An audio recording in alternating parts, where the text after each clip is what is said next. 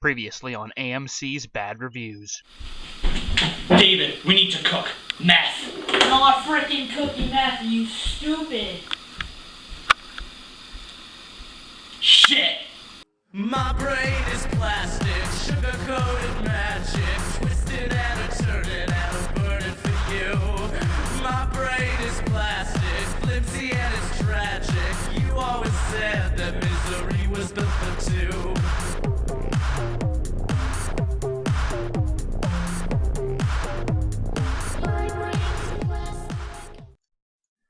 The comic continues, one floor below at a jewelry store. We see Blatchu and a green Sonichu emerging from a K Jewelers, which is actually just a black square on the wall emitting stink lines. Ladies and gentlemen, I give you the single worst design in Sonichu.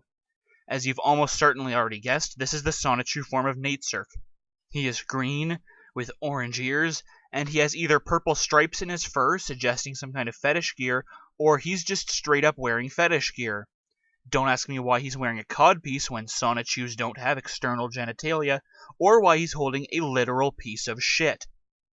Behold, this Sonichu ball is the first of many keys towards my global reign. Okay, why the hell is there a Sonichu ball at the K Jewelers? Are they trying to take over the world too? Ah yes, the goody-goody sad sack virgin is in the house. I'm not sure how Natesurk predicted the title of my upcoming rap album, but... Chris teleports in, then sends Sonichu and Magichan to fight Natesurk, who defeats them effortlessly. Man, if only Chris didn't tell his entire team to just wait it out in the mayor's office, for no reason whatsoever. Natesurk then pulls Chris into the Shadow Realm from Yu-Gi-Oh! Because that's a thing he can do now. You, Chris says, where in the wild world of extreme sports are we? And just who are you? We are in a dark dimension of my creation. Everyone else remains in Quickville, so it's just the two of us here. As for who I am... If you recall the ancient prophecy from where you got your powers, if the metal is plunged into darkness, even for just a few minutes, upon the one who looked similar to you, and has your name spelled reverse, the Dark Sonichu medallion would be created, and the victim would have the sleeping evil with him awakened and emerge. I vaguely remember such a detail. No, you fucking don't! That was never established until last issue! And while we're on this topic, holy shit, how contrived and contradictory can this comic get? First of all, plunged into darkness is pretty awesomely vague, especially contrasted with the extreme specificity of a medallion resembling Black Sonichu. Remember, of course, that Blatchu was a genetic experiment, and not part of the original chaotic rainbow bullshit, so the ancient Cherokees also predicted that.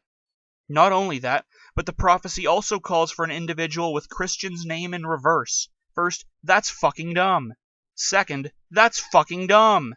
Third, that is fucking dumb. Natesurk is not a name, especially considering that it is literally spelled ending with HC, so the only logical assumption is that free will does not exist in the world of Sonichu. The prophecy said it would happen, so it had to. Secondly, Natesurk says here that the prophecy calls for the Dark Medallion receiver to also look like Chris, and if you remember the early comics, he does not look anything like Chris at all. Anyway, somehow it gets dumber, so let's continue. But that doesn't place a name yet. Who are you? Really, buddy? He just told you his name is your name in reverse. He just told you that! Very well, obviously, Natesurk says. I was the adopted child known simply as Natesurk Giovanni, ellipsis. In this form, I am Reldnock Hatak Sonichu, ellipsis. But of my true form, I am very similar to you, Christian Weston Chandler. But I possess very opposite traits and characteristics, unnecessary comma, compared to yours. I am darkness. I am evil. I am, ellipsis, open. I am Reldnock Natsu Natesurk. Oh my dog. My fantasies blow vastly towards my opposite gender. I am so offended. Put a shirt on. Yes, I have no homosexual tendencies whatsoever. Please put a shirt on so I don't have to look at your sculpted chest and toned biceps. Meanwhile, the Sonichus look at a giant purple mushroom in a hallway with completely borked perspective. Blatchu and Chris's team form an effective truce, as both wait to discover the results of the combat. My master, Natesurk, has gone under a real dark transformation, Blatchu says. He wanted to take over the world and kill Christian, so he wants the 7 crystal balls of legend, and he anticipated this confrontation upon snatching of his first Sonichu ball. Yep, it was all his idea. I am concerned, though. He shoved his father out of his path without remorse. He's been insulting me at every moment, and to top it all off, he put whipped cream in my rockets. Ugh! By the way, how is Bubbles, that luckiest set of water and electricity? You may be noticing by now that Chris is starting to take a bizarre and unsettling interest in his characters' love lives. This is only going to get worse, so I'm going to save that bit for when it starts to get truly distracting. And it will, as in devoting an entire episode to it distracting. And then Chris and Natesurk yell a bunch of nonsense bullshit at each other. Cowardly liar. You dare put me down with your insults? Where I lack in confidence, I make up for in heart, strength, and the caring, loving boost from my sweet friend Meg-chan. You weakling. Your feeble autism and big heart hinder you vastly beyond beliar. I have no such whackness, therefore I am the strongest. I will fight in defense with true might. I will never be tempted towards your gross standards. Let's rock. Wanna bet? I'll whomp you into next Tuesday. Chris activates his electric hedgehog powers, and Natesurk uses his Dark Shocker Power! Chris Chan Sonichu versus Reldnock Hatak! Then suddenly they aren't in the Shadow Realm, they're just standing in the mall posing like gunslingers about to draw, but they don't have guns, so it just looks like they're about to start sumo wrestling. Magic-chan holds back Sonichu and Blatchu from interfering because the battle would be too intense, really? And Blatchu, the bad guy, just goes along with this. I'd like to take a moment to talk about Chris Chan's fight scenes and how terrible they are, but more than that, why they're terrible. Basically, when you're drawing a comic book fight scene, there's generally 2 ways you can take it. 1, follow the action like a movie would, from move to move, showing every moment of the fight. Or 2, you can show various vignettes from the fight in no particular order. The second is generally appropriate for comedic fights or just ones with a lighter tone. Hit-by-hit fight scenes are, by nature, grittier and more intense due to their sequential nature, where vignette fight scenes are interpreted more by the reader to happen all at once on the page. Why do I bring this up? Because Christian can never decide if he's doing one or the other. Generally, it seems like he's trying to draw the fights sequentially, but with minimal transition between the moments.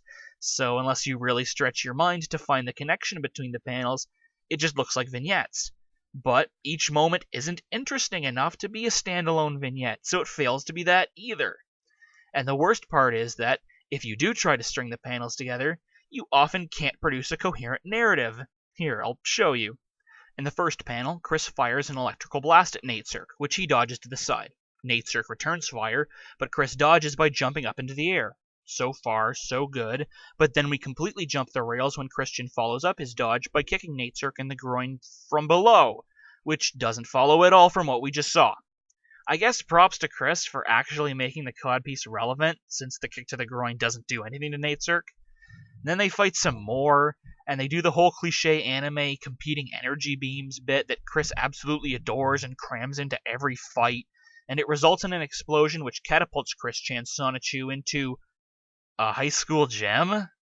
But they were at the mall? How befitting is it that I get to destroy you in the school where you felt most happy?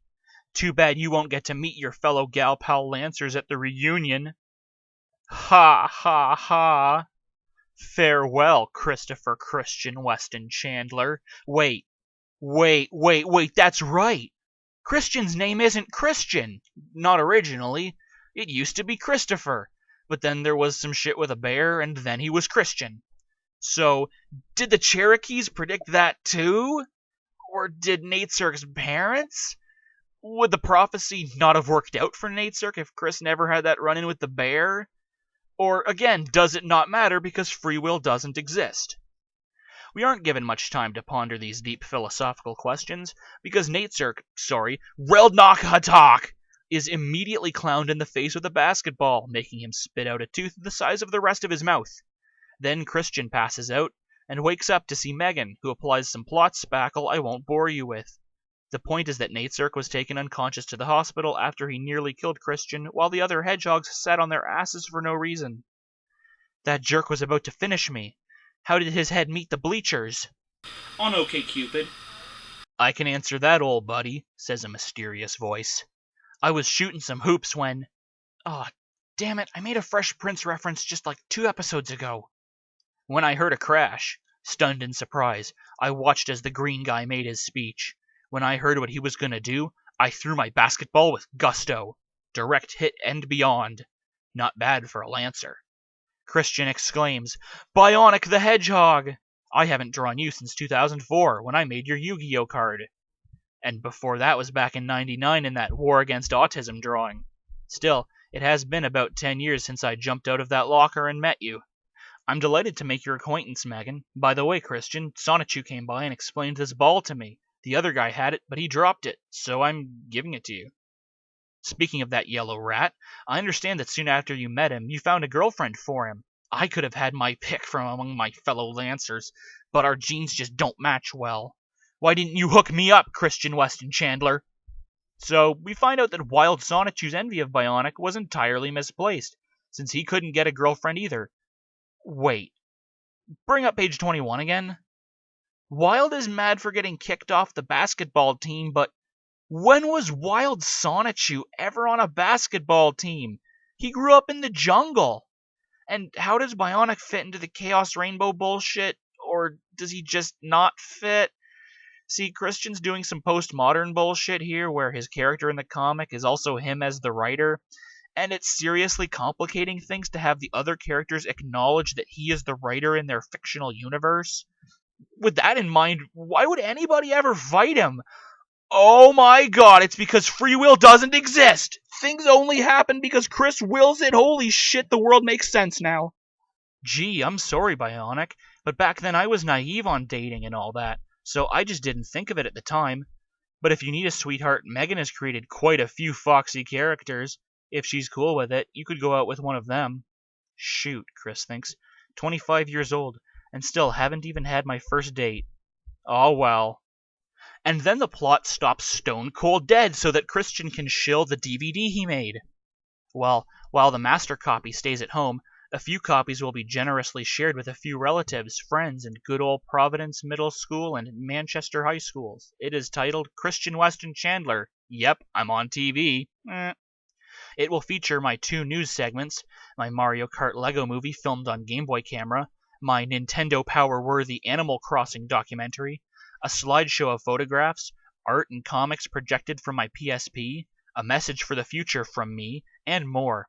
Also, there's an homage to my friends, teachers, family, and MHS's 1997 varsity basketball team within the slideshow, all of whom were remembered from my heart, as well as my yearbooks. This DVD will not be sold anywhere. That's a no... Okay, why are you shilling it then? What the hell? The comic ends with Natesurk waking up in his hospital bed and swearing revenge on Bionic the Hedgehog. So, this entire episode just existed to set up a minor subplot that will get a token resolution in the final issue. I hate my life.